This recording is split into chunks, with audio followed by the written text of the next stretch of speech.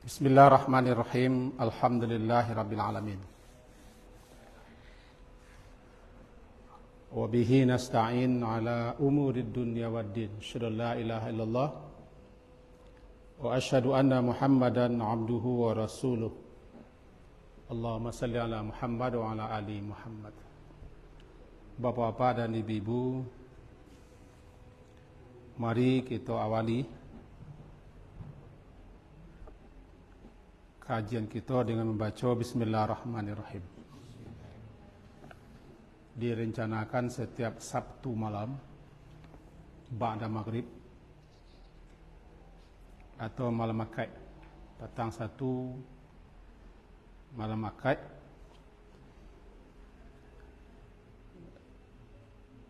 yang temanya adalah berbagai macam persiapan sebelum salat. Lah kita bikinkan sebanyak 43 judul sampai masuk Sya'ban. Nanti andaikan berlanjut ke Ramadan, di Ramadan pun lah kita baikkan temanya itu agar salat bermakna. Sengaja kita berangkit sejak di awal, sejak di dasar, sejak di bawah. Paling tidak menjapui dan tinggal, mengamihan nanti cicil, mengupuan nanti serak, menganana lupo, menambah dan kurang, memberitahu yang alun tahu lah, atau belum kaji. Nah, judul-judulnya itu belum sempat dicetak, cumalah dibagi-bagi di media. Di WA sudah, melalui FB juga sudah. Dan malam hari ini sebenarnya kita rencana mulai Sabtu petang. Cuman hari hujan, angin kencang, maka ditundunya menjadi Sabtu malam kini di angin tuh. Bagi siapa yang mengikuti kajian kita sepanjang Ramadan, di Ramadan kajian kita adalah Ramadan bulan ampunan. Maka yang kita pelajarilah berbagai macam hal yang berkaitan dengan istighfar, tobat, dan dosa. Selesai kaji itu di hari Rabu malam sebelum Ramadan, sebelum Raya. Nah, kini kita lanjutkan. Malam hari kini itu adalah kita kasih judul. Itu taharah dan tingkatannya. Taharah dan tingkatannya. Nanti bisa saja dicocokkan dengan judul-judul berikutnya dalam kajian-kajian selanjutnya. Sebagaimana kita ketahui bahwa salat itu tiangnya agama, imaduddin. Salat ibadah yang langsung diterima oleh Nabi SAW, kewajibannya tanpa perantara. Sementara ibadah-ibadah lain diterima kewajibannya oleh Nabi melalui wahyu Jibril alaihissalam. Itu keistimewaan salat. Beliau terima perintah kewajiban itu di malam beliau di mi'rajkan. Dan salat tidak dapat disetarai, jangankan dilebihi, disetarai oleh ibadah lain pun tidak. Begitu nanti pembatas antara keislaman dan kekafiran adalah salat. Maka siapa yang tidak salat sudah bisa dicap dia, walaupun dia tidak keluar Islam, tapi nyalah kafir dalam artian dia tidak salat. Kalau dia mengingkari ibadah salat, tidak wajib jatuh kepada kafir asli. Nyalah mengingkari rukun Islam. Salat adalah ibadah harian minimal 5 kali sehari semalam minimal itu. paling kurang. Dan kita tahu bahasa ibadah di antara sekian banyak ibadah yang mula-mula nanti dihisab, dipertanggungjawabkan, ditanyai, adalah salat. Jika salatnya sempurna, ya ditulis sempurna. Tapi jika salatnya kurang, dilengkapi dengan salat-salat sunnahnya. Nah, kalau kita bicara tentang salat ibadah harian, kita tidak boleh pede. Pede ko lah percaya sajalah. So salat kita lah selesai, lah beres.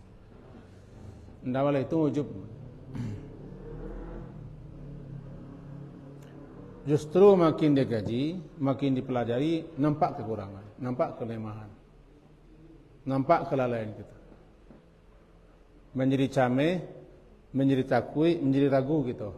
Entah laika diterima salat kita, entah tidak. Sebab ada orang salat, setelah selesai salat, yang dapatnya nilai separuh, nisfuha. Ada yang sepertiga, sulusuha. Ada yang seperempat, rubu'ah. Bahkan ada yang 10/10, asyruha. Nilai. Jadi nilai kita salat tidak sama. Bahkan bisa jadi ada yang tidak punya nilai. Nah, kalau kita tidak pelajari, bisa jadi kita anggap salat kita kalau batu, lah beres, malahan ditolak. Jadi kita harus selalu cameh, waspada, takui, hati-hati. Ibadah-ibadah yang kita lakukan itu tidak diterima oleh Allah. Itulah sifat orang-orang yang beriman. Wa qulubuhum wajilatun. Hati mereka takut. Takut apa? Takut gemetar, jangan-jangan ibadah yang mereka lakukan tidak diterima. Nah, tentang salat, kita pula tahu bahwa salat tidak bisa dikerjakan tanpa memenuhi syarat-syarat. Namanya syarat sah salat. Kalau tidak terpenuhi syarat, tidak sah salat. Namanya syarat sah. Di antara syarat sah itu kan suci. Nah, suci itu namanya taharah. Taharah. Anan taharah. Secara bahasa taharah maknanya nazafah, bersih. Bersih. At-takhallus minal adnas. Isiyatan kanat kan najas atau ma'nawiyatan kal uyub. Yang taharah itu kalau diterjemahkan ke dalam bahasa Indonesia atau bahasa artinya nazafah, bersih dan terbebas dari berbagai macam kotoran-kotoran, baik kotoran yang bisa diindra atau kan kotoran-kotoran yang sifatnya maknawi, yang tidak bisa diindra, kotoran batin. Jadi secara bahasa membersihkan diri dari berbagai macam kotoran-kotoran, baik yang melekat di badan ataupun di kain ataupun di tempat, namanya taharah. Taharah yang sifatnya hisia. Dan membersihkan hati kita, batin kita dari berbagai macam kotoran-kotoran hati seperti hasad, ria, dengki, tamak, egoistis, sombong atau takabur dan sejenisnya. Upaya kita membersihkan hati daripada itu namanya taharah batin atau maknawi. Itu mau dibagi taharah dulu. Taharah membersihkan, mensucikan. Yang sifatnya lahiriah, itu daripada kotoran-kotoran yang bisa ditangkap oleh indera kita. Yang kedua, taharah yang tidak bisa ditangkap oleh indera kita, yang sifatnya manawi. Taharah batin, kekotoran hati, kekotoran jiwa, kekotoran rohani gitu. Puncak kekotoran rohani itu adalah syirik, kufur, syirik, kufur. nifak, fasik, dan penyakit hati lain, yaitu akhlak-akhlak yang tercela, itu sombong juga. Sombong, hasad, khusumat, dendam, riya, ujub, egoistis, cinta dunia, semuanya kekotoran batin. Karena kekotoran batin itu lebih banyak jauh daripada kekotoran lahir. Dan orang tidak seberapa membersihkan diri pada kekotoran batin. Nah, wilayahnya wilayah akhlak. Kalau kekotoran lahir, wilayahnya wilayah fikih. Wilayah fikih adalah hal-hal yang berkaitan dengan kekotoran lahiriah. Sementara kekotoran batin itu menjurus kepada akhlak. Tidak kalah pentingnya, bahkan jauh lebih penting. Itu dia, dan tahara. Ini tahara ada yang mensucikan diri daripada kotoran yang nampak, namanya lahiriah, dan mensucikan diri daripada kotoran yang tidak nampak, maknanya. Nah, para ulama membagilah, namanya maratib, tingkatan tahar. Nampak. Nah, mari kita posisikan diri kita di nampak, di ma gitu kita. Di nampak. Yang pertama namanya tathhir zahir minal ahdas wal anjas. Membersihkan lahiriah kita.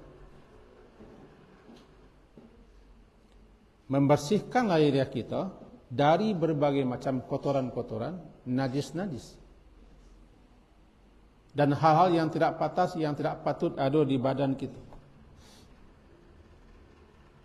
Termasuk dalamnya daki-daki. Itu namanya taharah tingkat awal. Membersihkan anggota badan kita, tubuh kita, jasad kita dari segala macam kekotoran-kekotoran. Dari segala macam hal-hal yang jelek-jelek, yang buruk-buruk, yang mengumuhkan badan. Termasuk membuang berbagai macam kelebihan-kelebihan yang ada di badan.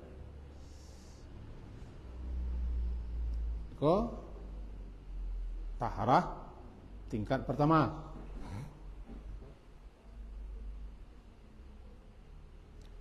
Dan umumnya kebanyakan orang sampai tingkat pertama.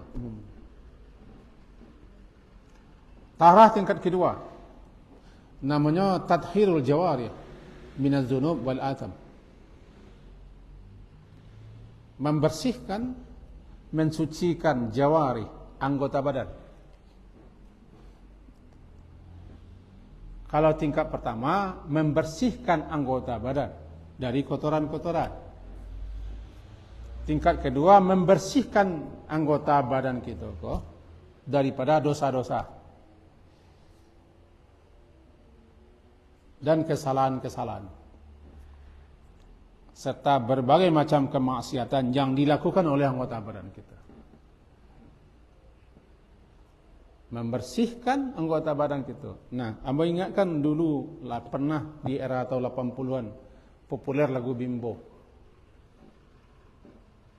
Ku basuh mukaku, ku sucikan penglihatanku.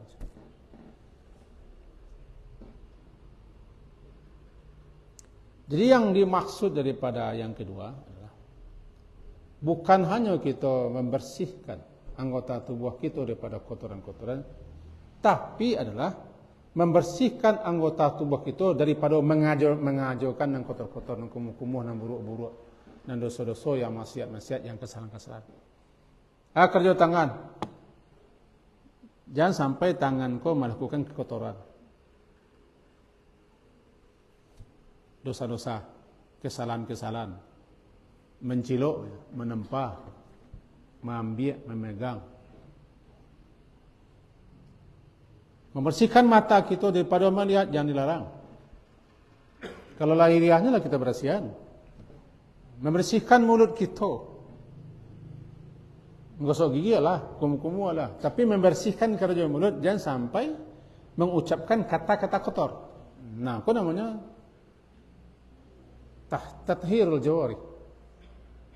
Membersihkan anggota badan. Membersihkan telinga kita, membersihkan otak benak kita. Membersihkan karajo kaki kita. Jangan sampai mengarajaukan anggota badan kita, kau mengarajaukan nan dosa-dosa, nan dilarang, nan baik maksiat. Kau namanya taharah tingkat 2. Sampai tingkat 2 kau agak kurang lah. Banyak orang baru sampai terhenti taharah tingkat pertama, hanya sekedar membersihkan badannya. Hanya sekedar mencuci, membasuh muka. Nama tu alulai. Nani dua alulai ni mencuang alulai. Sekedar menyapu kepala. Yang pikiran dan telinga alulai. Kau namanya kedua, itu tathhirul jawarih minad dunub wal atham. Kedua. Yang ketiga,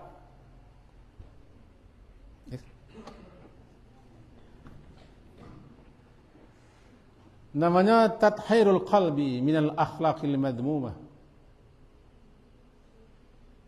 war razail mamquta. Membersihkan hati, mensucikan hati daripada akhlak-akhlak yang tercela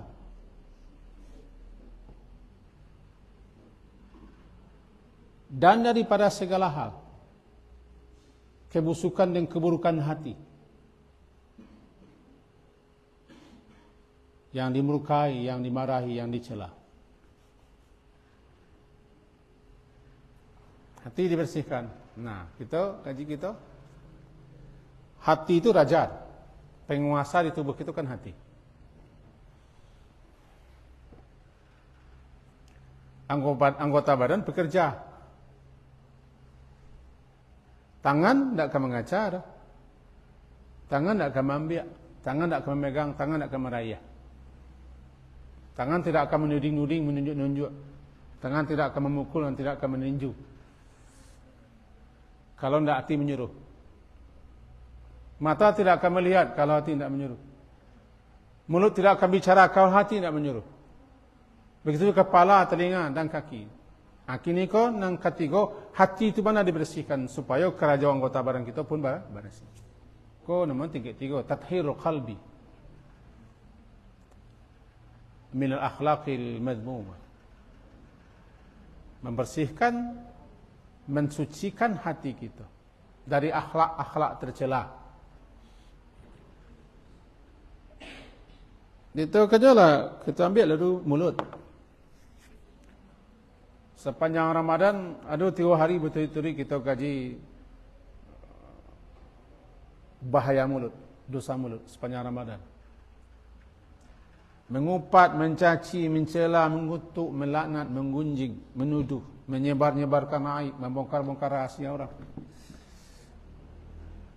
Termasuk sebentar lagi 2024 lah banyak seorang dituding-tuding dengan mulutnya bagaimana begini begitu. Itu kan kerajaan mulut. Mulut tak akan berhenti mengatakan itu. Walaupun orang berkali-kali berkumur-kumur dan bersiwak membersih gigi. Lah bersih. Tapi belum menjamin bersih kerajaan mulut. Daripada mengupat, mengutuk, mencaci, mencela, menjelekkan, menghina, merendahkan, bergunjing, menuduh. Dan menyebut, membongkarkan aib orang. Dan seterusnya.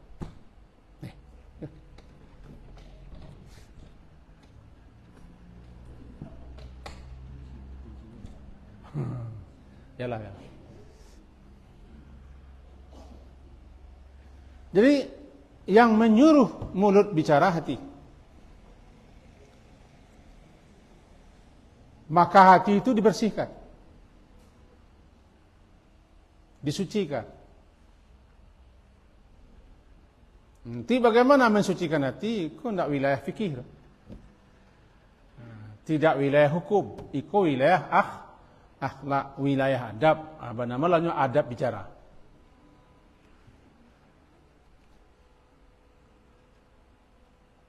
Gitu ya, mendengar. Secara lahiriah ketika kita berwudu, telinga disapu.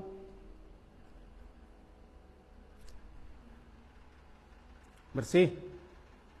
Tapi bagaimana? Apakah telinga kita lagi bisa bersih pendengarannya daripada mendengar yang macam-macam? Perlu dibersihkan hati yang menyuruh. Begitu anggota badannya lain. Sapu kepala. Buka belakang begini ya.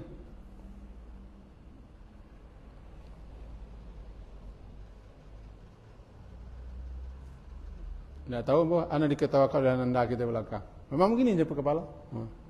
Laki-laki perempuan memang begini. Sempurnanya gitu.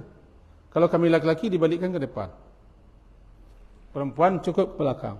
Karena dia pakai rambut panjang atau pakai penutup kepala. Sampai ke belakang.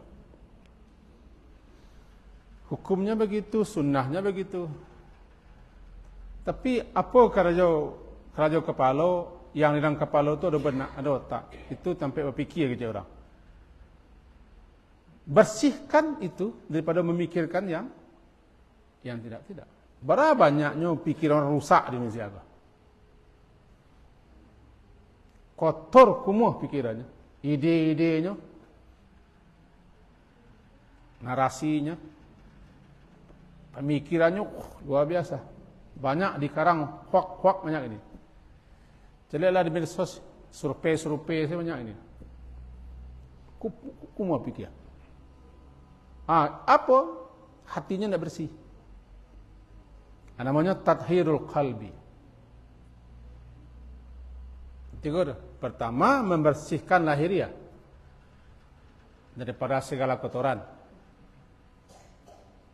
Tathhiruz zahir. Membersihkan yang lahiriah kita dari kotoran-kotoran yang nampak, yang bisa diindra, yang bisa dilihat, daripada najis-najis. Rato-rato kaum muslimin yang salat lagi kok. Sedangkan yang tak salat sekali bersihannya, apalagi orang yang salat sebenarnya berwudu setiap akan salat bersih. Kebersihan tingkat pertama tadi kan. Tingkat kedua, membersihkan, mensucikan karajo anggota. Karajo anggota yang kita cuci, yang kita sapu, yang kita basuh itu dibersih daripada melakukan berbagai macam dosa-dosa. Tingkat ketiga, membersihkan hati yang menyuruh anggota. Wilayahnya wilayah akhlak tadi kan. Yang sampai ke tingkatan Nabi dan Rasul yang tak mampu dicapai oleh orang biasa. Yang ketiga siapa ya? Namanya tathhir sirri amma siwallah, membersihkan hati dari selain Allah. Yang ada di hatinya cuma Allah. Dibersihkannya hati daripada selain daripada Allah. Jadi segala macamnya Allah yang ada. Apa itu? Yaitu para Rasul. Selalu mengingat Allah, berzikir kepada Allah, mengamangannya atas nama Allah, untuk Allah, karena Allah. Itulah para Rasul. Tidak bisa kita biasa. Sedangkan sampai ke tingkat kedua sih kita alun semua kita bisa lihat. Termasuk ambo. Tingkat kedua, tathhirul jawarih minad dunub wal athab. Membersihkan anggota badan yang kita basuh ketika berwudu, kita cuci, kita sapu ketika berwudu, daripada mengerjakan dosa-dosa dan kesalahan serta maksiat. Itu tingkat dua. Tingkat kedua saya mengaku saya, hamba mengaku lo, alun bisa wak sempurna. Wak bisa baru menyempuh muka, cuci muka. Wak bisa baru kumur-kumur gosok gigi. Wak bisa baru masuk tangan, wak bisa baru menyapu kepala, menyapu telinga, kaki. Tapi membarasian karajono tu nah, ayo, lai jo, tapi semua gitu, semua. Semua segindo. Tergantung tingkat keimanan orang, ya, ilmu orang. Yang ketiga lebih sulit lah. Barangkali kau tingkat para wali, orang-orang yang telah kokoh, yang telah mantap keimanannya, ketakwaan kepada Allah, itu membersihkan hati daripada akhlak-akhlak tercela. Hati yang menyuruh anggota kita bekerja berbuat, dibersihkan itu daripada itu. Iko butuh ilmu, butuh iman, butuh keistiqaman nang kampe pada Rasul. Aku namanya maratib taharah. Tingkatan taharah. Tingkatan taharah. Balik kita ke Haji Pangkah. Di kanan balik ke Haji Pangkah. Syarat sah salat salah satunya suci. Suci itu namanya taharah. Taharah. Secara bahasa arti taharah nazafah, bersih. Dan takhallus minal adas, terlepas, terbebas daripada berbagai macam kotoran. Itu secara bahasa. Nah, dibagi dua taharah. Taharah hisiah, bersih lahiriah. Yang kedua taharah ma'nawiyah, bersih yang bukan lahiriah kita, yang batiniah kita. Dua. Membersihkan diri daripada kekotoran batin dengan taubat. Kedua-duanya disebut dalam ayat ini. Bahkan doa setiap selesai berwuduk disebut itu. Allahumma ja'alni minat tawabin waj'alni minal mutatahirin. Ya Allah, jadikan aku termasuk orang taubat, atau taubatku membersihkan hati dari dosa-dosa, kesalahan-kesalahan, kelalaian, kelengan. Waj'alni minal mutatahirin, aku bersih lahiriah. Innallaha yuhibbut tawabina wa yuhibbul mutatahirin. Allah mencintai, menyuka orang yang bersih kedua-duanya. Bersih hati dengan taubat, bersih lahiriah dengan terbebas daripada berbagai macam kotoran-kotoran. Tingkatannya sampai bisa dikatakan, dan memang itu Islam itu agama taharah. Cuman umatnya yang tidak bersih. Islam, bukalah kitab fikih. Yang pertama muncul bab taharah. Yang pertama muncul bab taharah. Islam itu agama bersih dan menyuruh kita bersih.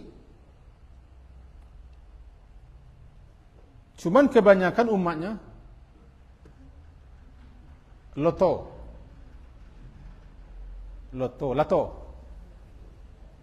kumuh.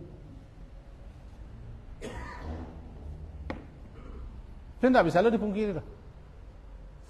Sampah berserak-serak. Di mana duduk, di mana makan, terserak situ.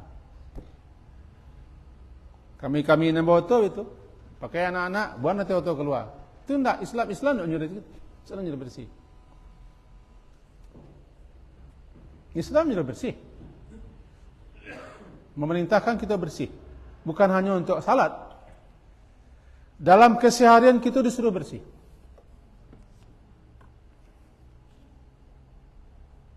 Bahkan mandi pun kita diperintah. Malahan diatur lo cara mandi. Ada mandi sunat, ada mandi wajib. Diajar lo cara mandi. KWC pun diajar cara. Nyalakan baju diajar. Malahan membersihkan anggota-anggota badan kita, kuku dan bulu di badan diajar. Cara bersiwak pun diajar, cara bersiwak. Sekali bara kita menguntikan kuku pun diajar. Nah, kita ambil contoh je. Islam menyuruh kita bersih. Kau sebelum kita masuk kepada taharah, macam-macam taharah kan. Seperti contoh, khamsun minal fitrah. Ada 5 hal. Yang 5 hal kau termasuk fitrah.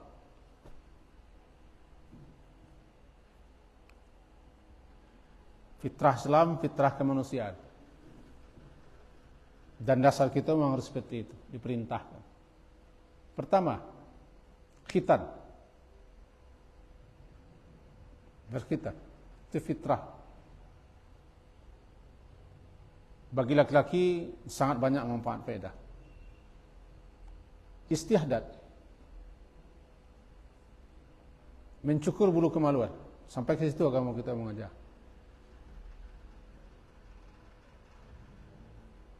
Tanful ibit. Memotong, mencabut bulu ketiak. Islam menyuruh. Taqlimul azafir. Memotong kuku. Kuku. Qassus syari. Memendekkan atau mencukur kumis. Atau al-barasim. Barasim yang di bawah kuku. Kotoran bawah kuku kita suruh basuh. Sampai ke situ kita diajar. Bahkan bulu-bulu di badan kita pun dari ujung rambut sampai ke ujung kaki disuruh kita merawat, menjaga, membersihkan.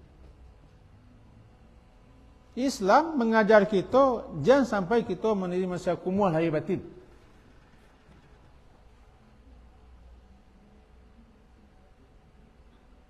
Kita beri contoh yang kedua. Sampai diancam bahawa kebanyakan azab kubur itu terjadi lantaran orang nak bersuci setelah buang yang ketek. Sampai diancam begitu. Karena memang harus kita bersih setelah buang yang kecil. Andai kata adalah Islam menyuruh kita suci daripada orang yang kecil tu, barangkali kita lah sama orang kafir. Di mata sasak, di mata bajan. Sudah tu yang pasang Sarawak.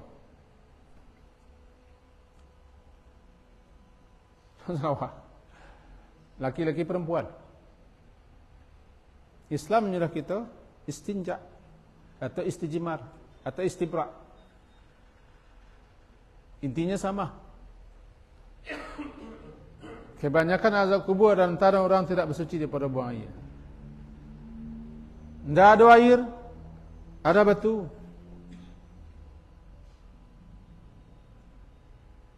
Sekarang lebih mudah, ada tisu. Kan bersih tuh. Orang yang tidak salat bisa dikatakan, jangankan jarang, bisa dikatakan tidak nama suci. Daripada setelah buang air. Kalau buang yang ada lah jelejo. Kita kaji buang yang ketek. Sampai untuk buang yang ketek, buang yang gadang sih, diatur lo kita namanya adab qada'il hajah. Adab bagaimana mestinya kita buang hajat. Buang hajat. Di mana tampak buang hajat. Dan di mana tampak yang dilarang kita buang hajat. Karena itu kumuh. Dan kita ketampak buang hajat. Lalu salah buang hajat tu mengal kita. Doa azik kita. Setelah buang hajat tu mengalo. Itu hanya untuk membuang kotoran, dia aja kita supaya kotoran kita cakap itu tidak sembarang buang. Dan supaya kita jangan manusia yang kotor. Dia aja lo tampak di mana kita buang kotoran. Masalahnya umat Islam, bukan semua, sebagian umat Islam, entah nak tahu, entah nak mau tahu. Atau nak mau dikasih tahu. Padahal agamanya mengajarinya, tidak orang Jepang nama aja kita bersih kan. Tapi orang Jepang manusia bersih.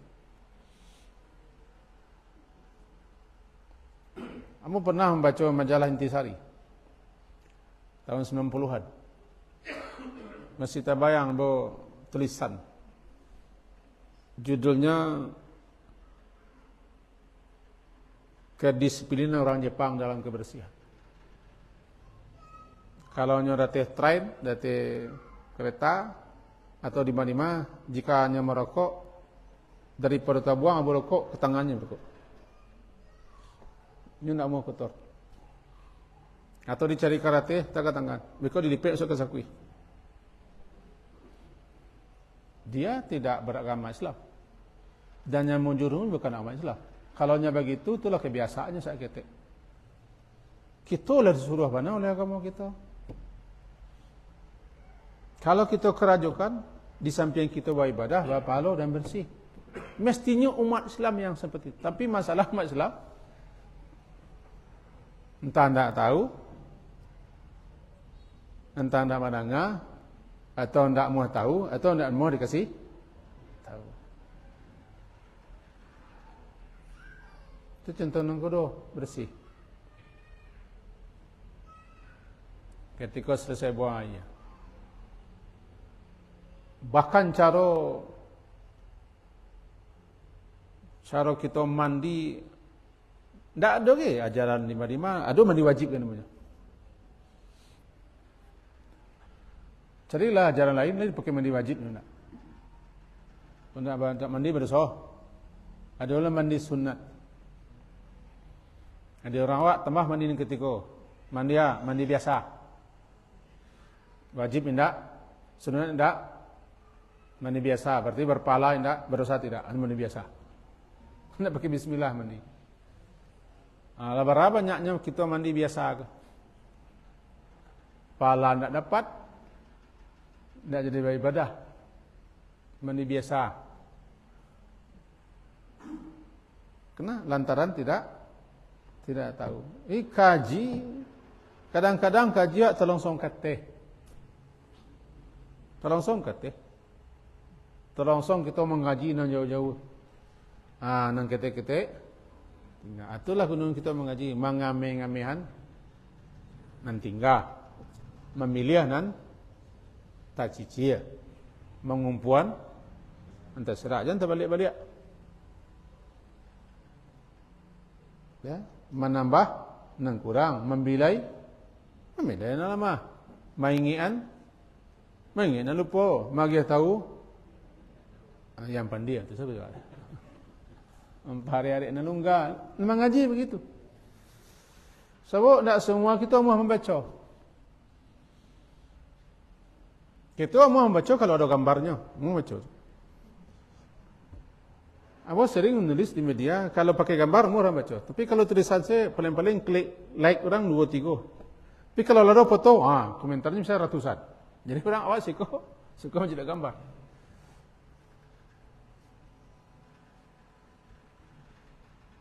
Nah, kita tak pembaca buku. Pembaca koran ya, pembaca majalah ya. Pembaca media, tapi kita membaca suatu buku, apalagi buku-buku yang beragama, tak mau gitu. Lai tapi tak apa.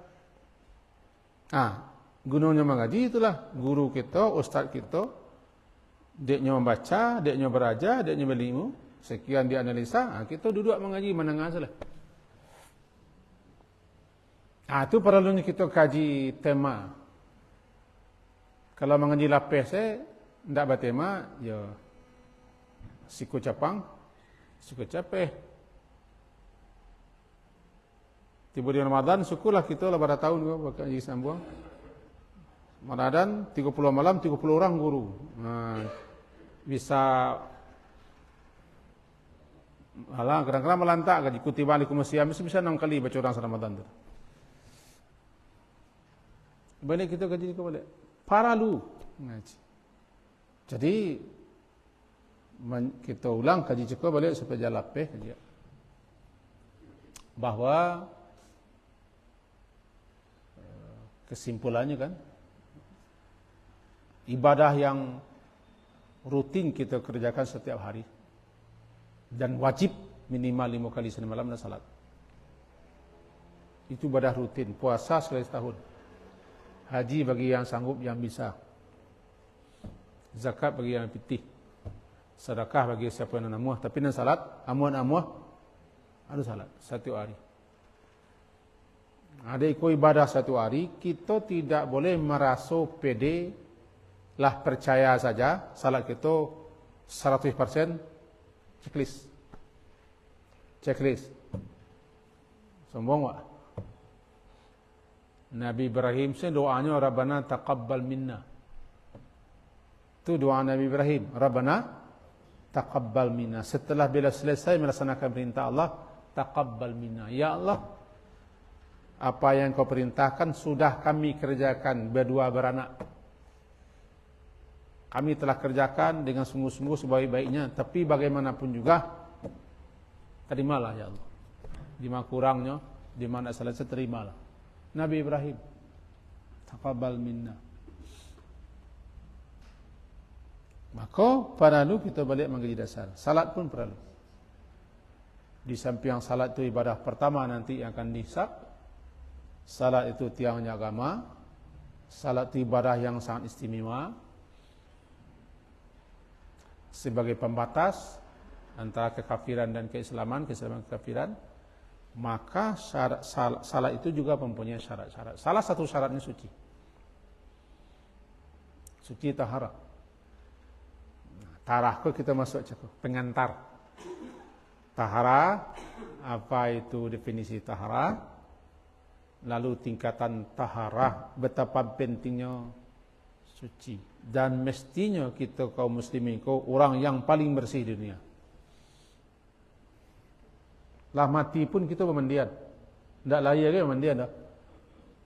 Bukan hanya lahir pemandian, mati pun di mandian bersih.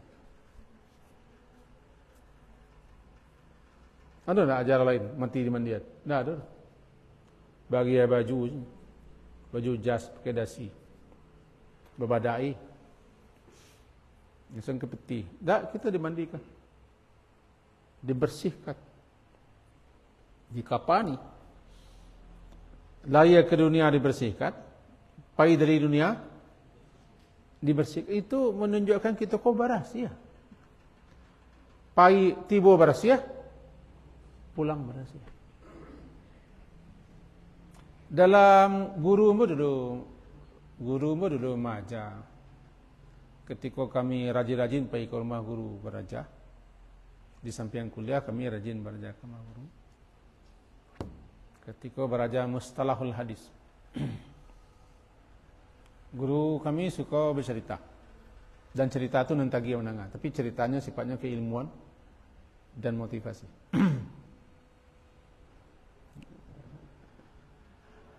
Orang berilmu pun tak boleh sembarang meludah.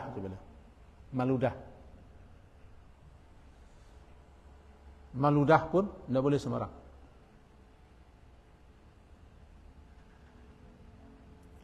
Tiba di perawi hadis, cacat hadisnya. Kalau ada perawi hadis yang suka meludah sembarang tampe, hadisnya terima. Semua akhlaknya tak ada. Jangan leka hadis nak disampaikannya, ini saya tidak selesai, cacat. Ya. Jadi orang perawi hadis kalau suka meludah kemari meludah, hadisnya ditunggu dulu. Seorang alim tidak boleh meludah ke kiblat. Betul menjaga. Kan sampai meludah pun harus tahu di mana tempat. Bersih. Apalagi mendahak. Kemarin di pondok kita sampaikan kepada anak-anak. Intinya itu. Kita di pondok untuk belajar akhlak. Bukan hanya ilmu. Akhlaknya dulu. Ilmu itu bekonya. Termasuk kalian suka mendahak di pintu-pintu. Kan mudah.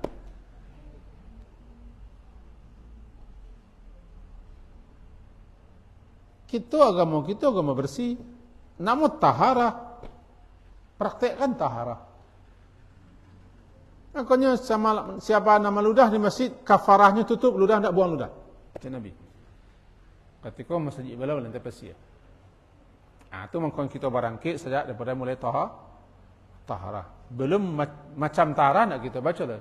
Ini baru kita menjalankan pengertian taharah dan tingkatan taharah. Dan begitu pentingnya kita bersih. Abang ingatkan satu hadis. Hadis lazan tau. Psiko tempat lain lalu lah. Hadis riwayat Abu Daud. Tercatat hadis 4089. Hadisnya panjang. Panjang. Tapi kita ambil penggalan terakhir hadisnya. Kata beliau Nabi SAW kepada para sahabatnya, qala Nabi SAW li ashabi. Nabi bersabda kepada sahabat-sahabatnya yang mulia, innakum qadimuna ala ikhwanikum. Kalian-kalian, kamu semua akan menemui saudara-saudara kamu yang lain. Faslihu rihalakum. Rapikan, bersihkan pelana kendaraan kamu. Pelana. Tiba di auto, di Honda bersihan auto. Tiba di sepeda bersihan. Sebab kalian bertemu orang lain. Kata Nabi dah, hadis sahih tu. Waslihu libasakum, bersihkan baju kamu. Jangan celepong Ustaz. Celepong kau apa seminangnya kau? Selamat piak. Aslihu libasakum, bersihkan pakaian. Hatta takunu, hingga kamu itu ka'annakum syamatun finnas. Sehingga kamu tu di hadapan orang banyak menjadi orang istimewa. Balain pada orang lain, kalian bersih. Sampai situ Nabi majai. Menjadi syamah. Anan syamah, orang istimewa. Di mana istimewanya? Kendaraan bersih. Pakaian bersih. Tampilan bersih. Itu kata Nabi. Fa inna Allah la yuhibbul fuhsh wat tafahush. Allah Ta'ala tidak suka kepada orang yang buruk. Bukan buruk rupa. Wat tafahush, dan mencerminkan tingkah laku yang buruk, tampilan yang buruk. Allah tak suka. Sehingga ketika kita Jumaat kamu saji, laki-laki disuruh mandi bagi. Jadi kita bertemu orang banyak. Mandi bersih-bersih. Anu mana kau? Habis enter. Semprot. Pakaian yang bersih, yang rapi, walaupun tak baru. Pergi ke masjid. Sebab kalian bertemu orang banyak. Laki-laki. Tapi jangan kelebihan ambil. Jalai kabul mat sampai bau ni bilih terampih baunya kalau lebih ambil. Ada orang yang bakal kelebihan ambil di serak-seraknya di lantai busuk jadinya. Minyaknya tak nampak paling harum tu, nampak paling busuk. Karena banyak mana kan pernah di masjid serak busuk jadinya. Itu bakal kelebihan ambil. Tak ada nama kelebihan kan rancak. Nah sekedar. Jadi ke Jumaat kita disuruh mandi.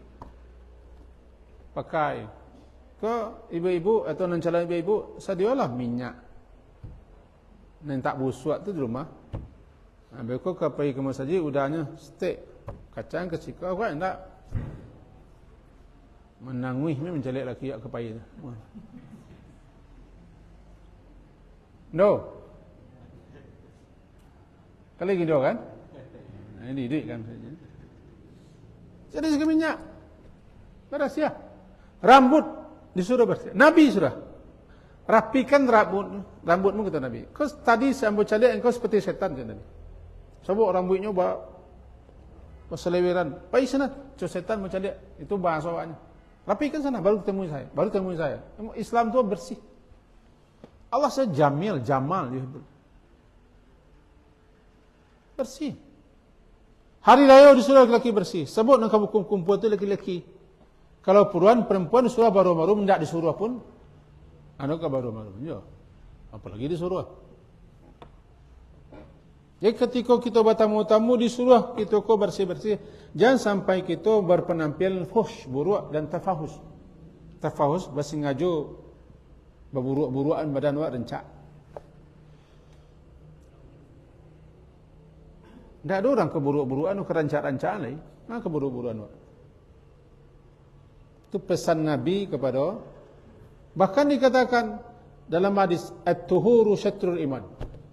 suci bersih itu separuh iman atau sebagian iman. Dengan begitu betapa pentingnya kita bersih, bersih lahir, bersih batin, bersih tempat, bersih pakaian, bersih tempat, bersih lingkungan. Itu yang dikehendaki oleh agama kita. Dengar kasih orang Jepang, ateh pada orang Jepang itu bersihnya kalau orang Islam mengamalkan bab taharah. Mengamalkan bab taharah. Bab taharah pun tak dua-dua. Bab bukan dua-dua, ini tak mau dua-dua. Orang ngaji ni keluar. Kaji siswa aja nanya. Kaji ni siswa aja. Siswa tak mengajinya lah. Nyo tak mengaji siswa dah kecilnya. Kaji siswa aja. Pas orang azan. Jadi inti kajian sebagai pembuka. Kembali mengingat kepada kita semua, setahun ke depan setiap Sabtu kalau tidak ada halangan, kajian kita secara bersambung. Nalah kita buatkan judul-judul setiap Sabtu malam sepanjang 43 judul. Lah terpakai cik tinggal 42 judul lah. Sampai Sya'ban bulan Maret tahun 2024. Bulan Maret tahun 2024 berakhir kaji kita sebelum Ramadan. Because kalau Ramadan okey setuju kita sambungannya kepada agar salat lebih bermakna. Itulah masuk kita kepada kajian salat. Itu kajian kita bersambung. Dan mudah-mudahan kita bisa ikuti kajian kita setiap Sabtu malam dan bisa lo kita ajak orang yang mahu diajak. Nunang ke diajak ko sebenarnya orang yang tak mahu diajak. Coba orang nak mahu diajak, nak perlu diajak, lainnya lah mahu je. Semoga berfaedah dan bermanfaat untuk kita apa yang kita sampaikan. Bang Indah. Mengenai kesempurnaan salat kan dengan lemset kepalanya harus dilihat lagi atau satu paket saja. Oh, lepas masuk gindo ke sini aja. Sebenarnya kaji yang sampai sini leh. Tapi inilah kerajuan kan. Yang sempurnanya laki-laki. Apakah di siko atau siko? Bismillah.